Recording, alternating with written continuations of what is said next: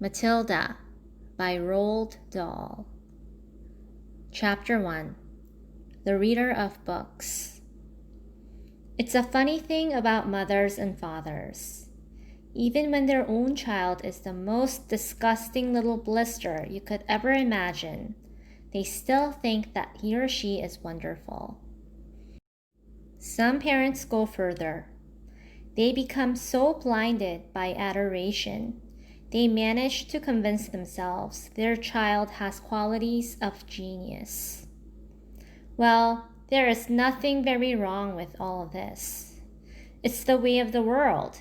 It is only when the parents begin telling us about the brilliance of their own revolting offspring that we start shouting, "Bring us a basin, we're going to be sick."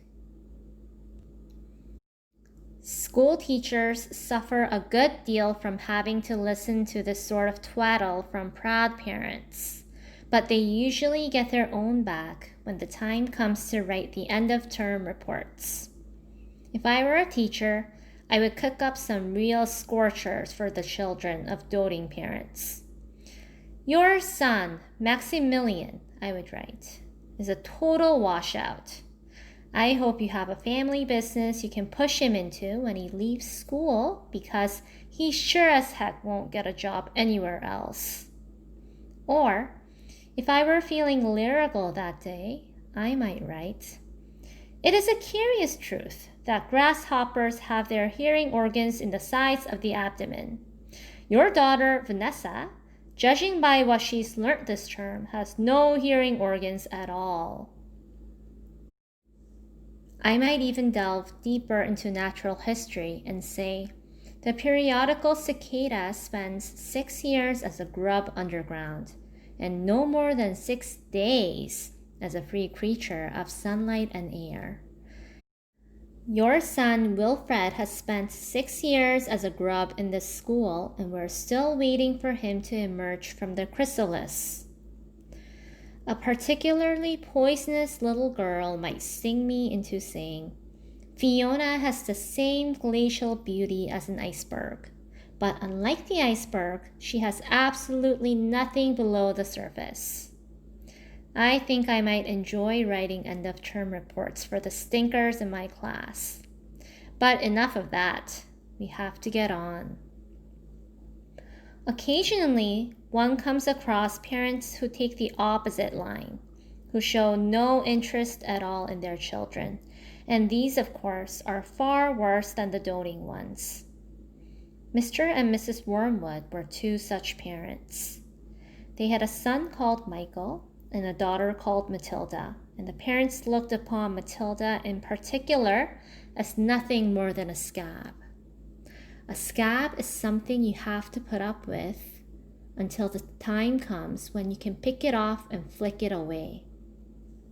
Mr. and Mrs. Wormwood looked forward enormously to the time when they could pick their little daughter off and flick her away, preferably into the next county or even further than that. It is bad enough when parents treat ordinary children as though they were scabs and bunions. But it becomes somehow a lot worse when the child in question is extraordinary. And by that, I mean sensitive and brilliant. Matilda was both of these things, but above all, she was brilliant. Her mind was so nimble and she was so quick to learn that her ability should have been obvious, even to the most half-witted of parents. But Mr. and Mrs. Wormwood were both so gormless and so wrapped up in their own silly little lives that they failed to notice anything unusual about their daughter. To tell the truth, I doubt they would have noticed had she crawled into the house with a broken leg. Matilda's brother, Michael, was a perfectly normal boy, but the sister, as I said, was something to make your eyes pop. By the age of 1.5, her speech was perfect, and she knew as many words as most grown-ups. The parents, instead of applauding her, called her a noisy chatterbox and told her sharply that small girls should be seen and not heard. By the time she was 3, Matilda had taught herself to read by studying newspapers and magazines that lay around the house. At the age of 4, she could read fast and well, and she naturally began hankering after books. The only book in the whole of this enlightened household was something called Easy Cooking, belonging to her mother, and when she had read this from cover to cover and had learned all the recipes by heart, she decided she wanted something more interesting. "Daddy," she said, "do you think you could buy me a book?" "A book?" he said. "What do you want a flaming book for?" "To read, Daddy." "What's wrong with the telly, for heaven's sake? We got a lovely telly with a 12-inch screen, and now you come asking for a book.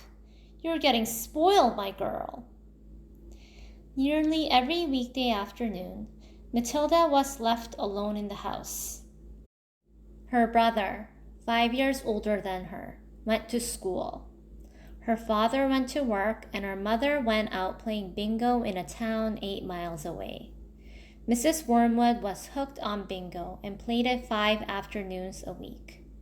On the afternoon of the day when her father had refused to buy her a book, Matilda set out all by herself to walk to the public library in the village. When she arrived, she introduced herself to the librarian, Mrs. Phelps. She asked if she might sit a while and read a book. Mrs. Phelps, slightly taken back at the arrival of such a tiny girl unaccompanied by a parent, nevertheless told her she was very welcome. "Where are the children's books, please?" Matilda asked. "They're over there on those lower shelves," Mrs. Phelps told her. "Would you like me to help you find a nice one with lots of pictures in it?" "No, thank you," Matilda said. "I'm sure I can manage." From then on, every afternoon, as soon as her mother had left for bingo, Matilda would toddle down to the library. The walk took only 10 minutes, and this allowed her 2 glorious hours sitting quietly by herself in a cozy corner devouring one book after another. When she had read every single children's book in the place, she started wandering round in search of something else.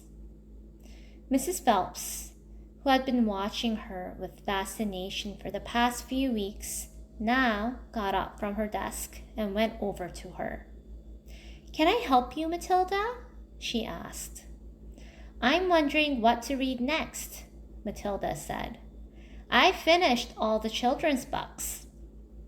"You mean you've looked at the pictures?" "Yes, but I've read the books as well." Mrs. Phelps looked down at Matilda from her great height, and Matilda looked right back up at her. "I thought some were very poor," Matilda said, "but others were lovely.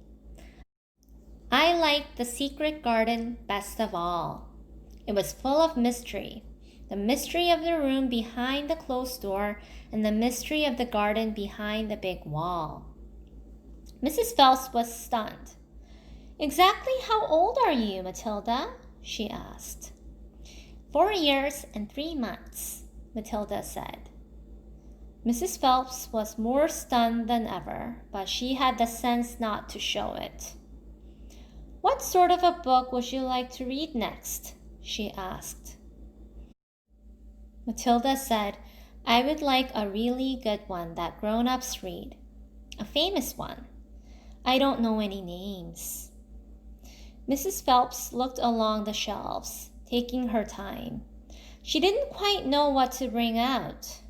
How, she asked herself, does one choose a famous grown-up book for a 4-year-old girl?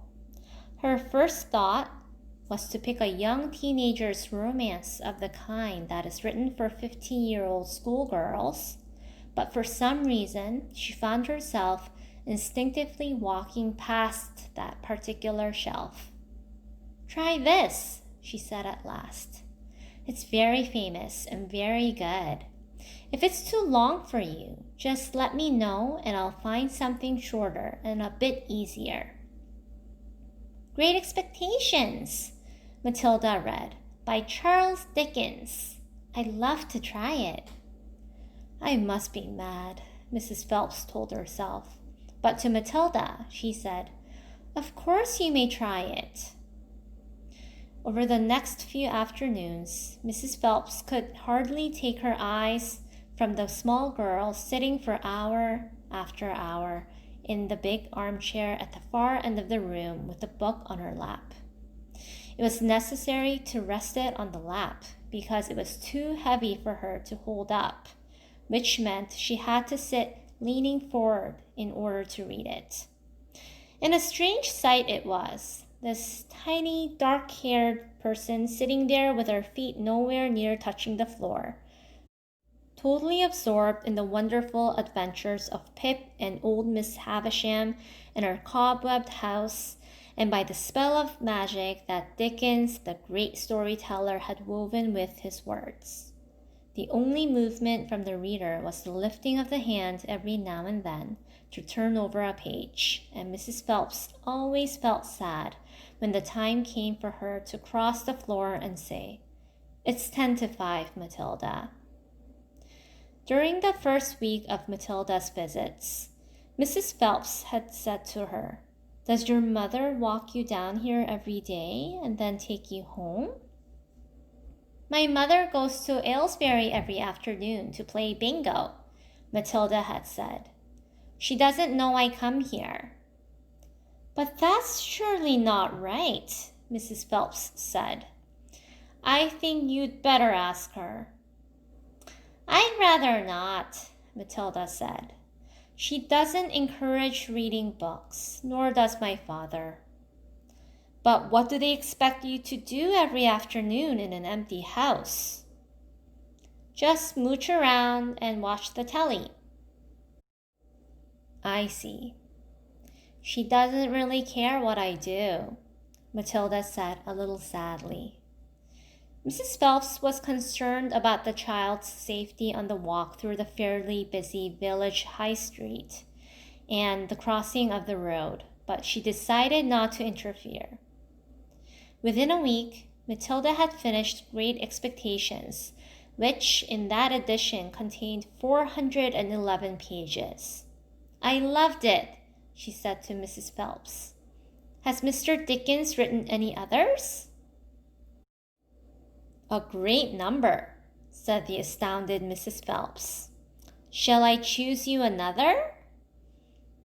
Over the next 6 months, under Mrs. Phelps's watchful and compassionate eye, Matilda read the following books. Nicholas Nickleby by Charles Dickens, Oliver Twist by Charles Dickens, Jane Eyre by Charlotte Bronte, Pride and Prejudice by Jane Austen, Tess of the D'Urbervilles by Thomas Hardy, Gone to Earth by Mary Webb, Kim by Rudyard Kipling, The Invisible Man by H.G. Wells, The Old Man and the Sea by Ernest Hemingway, The Sound and the Fury by William Faulkner, The Grapes of Wrath by John Steinbeck, The Good Companions by J.B. Priestley, Brighton Rock by Graham Greene, Animal Farm by George Orwell. It was a formidable list, and by now Mrs. Phelps was filled with wonder and excitement, but it was probably a good thing that she did not allow herself to be completely carried away by it all. Almost anyone else witnessing the achievements of this small child would have been tempted to make a great fuss and shout the news all over the village and beyond, but not so Mrs. Phelps. She was someone who minded her own business and had long since discovered it was seldom worthwhile to interfere with other people's children. Mr. Hemingway says a lot of things I don't understand, Matilda said to her, especially about men and women. But I loved it all the same. The way he tells it, I feel I am right there on the spot watching it all happen. A fine writer will always make you feel that, Mrs. Phelps said. And don't worry about the bits you can't understand. Sit back and allow the words to wash around you like music. I will. Did you know, Mrs. Phelps said, that public libraries like this allow you to borrow books and take them home? I didn't know that, Matilda said. Could I do that? Of course, Mrs. Phelps said. When you have chosen the book you want, bring it to me so I can make a note of it, and it's yours for 2 weeks. You can take more than one if you wish. From then on, Matilda would visit the library only once a week in order to take out new books and return the old ones. Her own small bedroom now became her reading room, and there she would sit and read most afternoons, often with a mug of hot chocolate beside her.